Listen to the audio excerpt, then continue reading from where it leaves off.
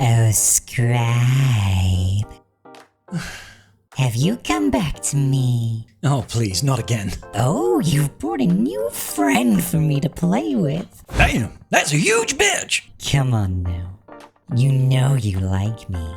So we have had Starkiller Luke join the holotables, and there's been a lot of talk about whether or not he's worthwhile investing in and how I am actually investing in and want to share with you a couple of nuggets of truth that we've managed to find out, and I think it's important that people of the game know how to do this and choose the best option for them. Let's talk about it. Roll it, baby. Welcome back, ladies and gentlemen of the holotables, to another Galaxy of Heroes video with me, your old boy Scribe. How the devil are we all doing? I hope we're doing fantastic. We got a beautiful new marquee come to the game. He does have a lot of options. He does have a lot of chutzpah, a lot of pizzazz, a lot of bit of razzle-dazzle. Problem is he's maybe not the greatest for Colosseum.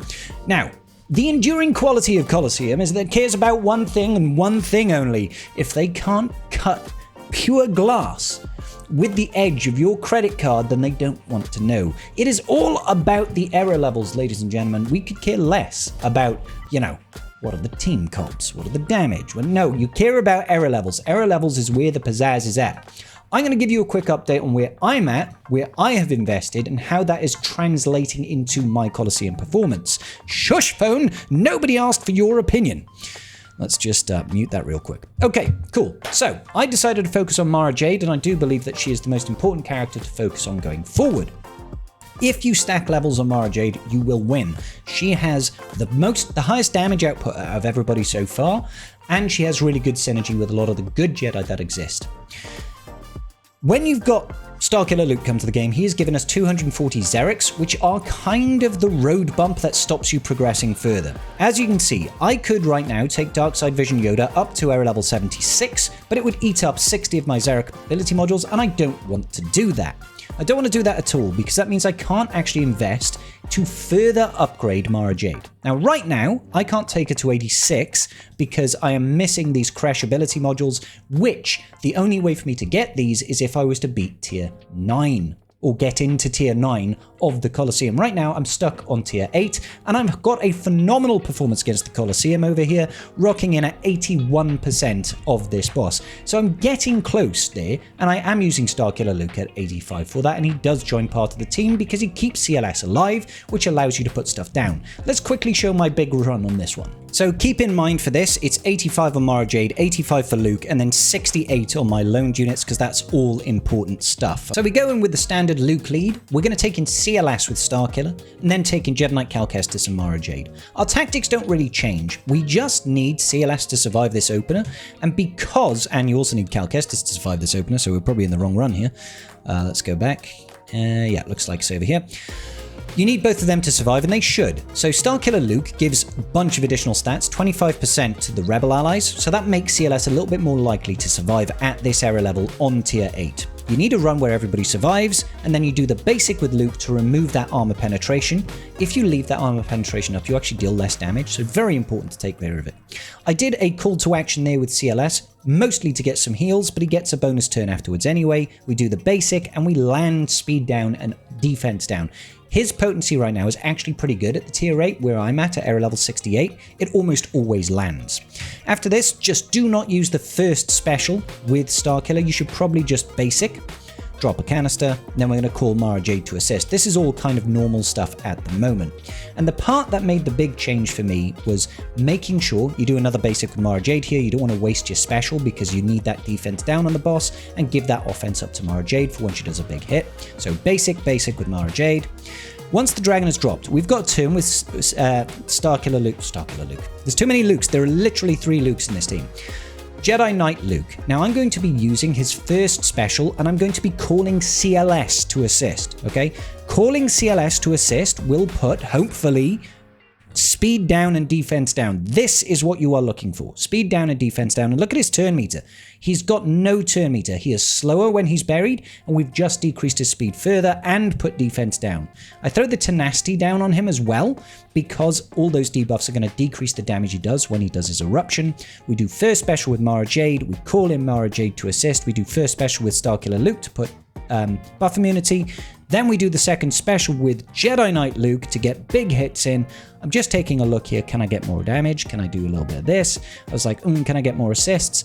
In the end, I think we go for the big hit here just because I'm a little bit worried I won't loop back round. Get some good damage there.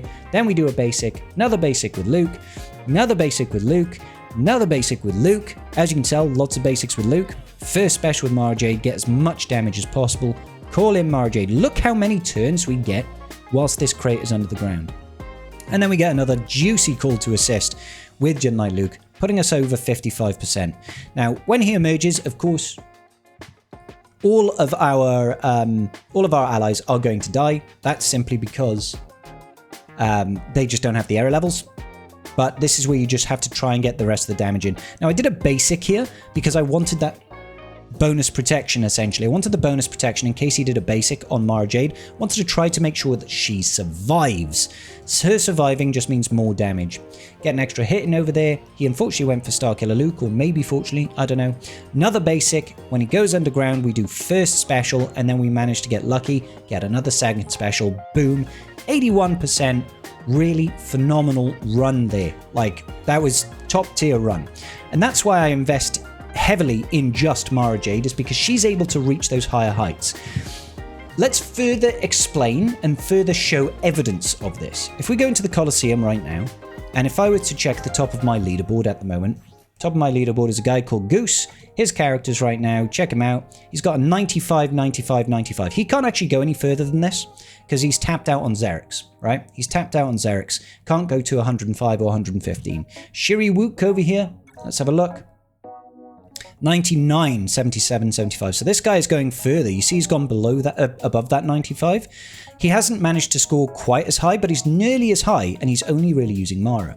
Now, if we go to the global leaderboard, this is where it gets nutty.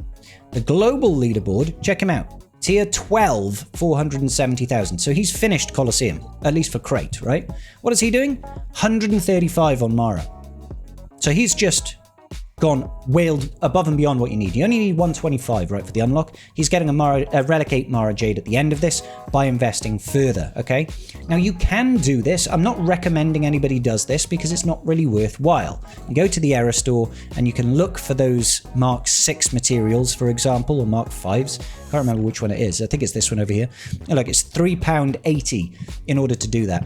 And even getting one of those is enough for me personally, for example, to go to 89, right? So if I was to go to 89, show you over here, look, I only need 500 of those. So that would take me to 89. I've already got the Xereth for it. To go further, I would need 50 of these things, and I would need, an extra 150 of these, and that would take me to 90, and then above and beyond, right? So for the sake of just this video, I'm going to spend $4, okay? Because I'm kind of curious to see what happens. And there we have it. Now, this is pointless for me, guys. You get all of these materials for free. This is literally just, it's basically setting money on fire, okay? But I'm just doing it to see what is the difference between 85 and 89 if I was to do that. That's extra 4 levels. That's significantly increasing the damage output and survivability of Mara Jade at tier 8. So I'm spending the crystals. Let's see how we get on. So, standard comp, same setup as before. We're going to try and get everybody to survive. Might cost us a couple of runs. Let's skip to one that works. We just need everybody to survive the puke. Hey, there we go. Let's see then if we can turn this into beating 81%. So we'll flip this on back and reverse it. Land it. We got the speed down, which is the most important thing. Just going to basic here. And then we're going to call in Mara Jade to assist. Get rid of all of these debuffs. Do the damage, still just a basic over here. He goes underground, we've got the turn with Luke, need to land the speed down here, which we did, which is great. We'll do that first special. Got that defense down, which again is great. We'll get the tenacity down as well, we'll get the buff immunity up, and then let's call in Mara Jade over here. Get some good damage going. Just gonna do the big hit. Basic. Oh, I didn't have vulnerable up. That was probably a big mistake, actually. I probably just did a huge mistake not having that vulnerable up. Just a basic. Here comes the dragon. Yeah, definitely should have waited there on Mara Jade, but never mind. Let's bring it back in. Now we should have Luke and Mara Jade survive. Just going to basic over here. I should be able to loop back around, so I'm doing the big hit. We got puked on. Just a basic. Just a basic. Go on, hit Mara Jade. It's a shame. We'll do another basic over here. Get that offense up. Do the big hit. 83%. Okay, so we got an extra 2% there, but I definitely messed up as well with the Mara Jade attack, so I think we can push that even further. Come on, I just need everybody to survive the intro. Be kind to your boy Scribs. Thank you. Alright, let's see if we can play this off a little bit better this time. Ooh, that was nice. We actually got the speed down and the defense down. That's definitely a benefit right there. Okay, let's call in Mara Jade. I think the difference is now that I've increased her levels, she's slightly faster now. So she's actually taking that turn before Luke. Always call in CLS. We got the speed down and the defense down. There's the tenacity down. All going fine so far. So what I might do is I might do a basic here. Might do a basic here. And then we'll go into this. Yeah, let's try that just for the extra speed. Let's get that. I'm just trying to change things up a little bit here to try and increase the amount of damage that we're doing. Let's just see how we get on now. So big hit from Mara Jade, 30%, 39%. That's a little bit better. Extra damage, extra damage. Yeah, let's go ahead, grab ourselves additional offense up, and call him in. All right, great. So we'll just basic over here. Basic here. There's the puke. I'm going to do the big hit because I hope that we'll be able to cycle back around. Hopefully they go for Mara Jade here. Nope. Such a shame. If they do that on Mara Jade, it's such a huge advantage to us because that will then mean that we get a counter attack in. Extra damage, right? 85% there.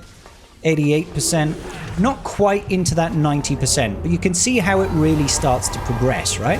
So even at 89, it doesn't look like I can progress into tier 9 and start rocking Tomb Raider further, but maybe one of the future bosses, probably the Zepho Tomb Guards, is going to be best. Going forward, all I'm going to be doing is throwing as much as I possibly can into Mara Jade so that she goes further and further and further. If ever I hit a real hard stopping point, then maybe I'll invest in Starkiller Luke.